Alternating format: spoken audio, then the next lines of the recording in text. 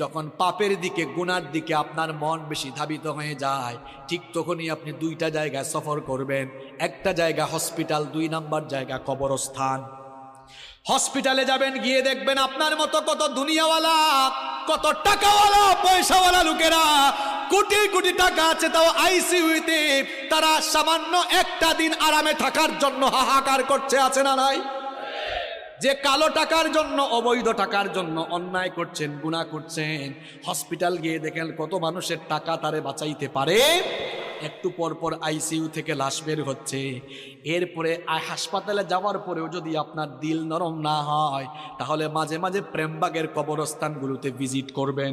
গিয়ে দেখবেন আপনার মতো টাকাওয়ালা পয়সাওয়ালা লোকেরা, ক্ষমতাওয়ালা লোকেরা, একদিন বিরাট টাকা পয়সা, অর্থবিত্ত, বাড়ি গাড়ি সব ক্ষমতা ছিল, এখন কবরের নিচে ঘুমায়া আছে। আমরা মনে করি আমাদের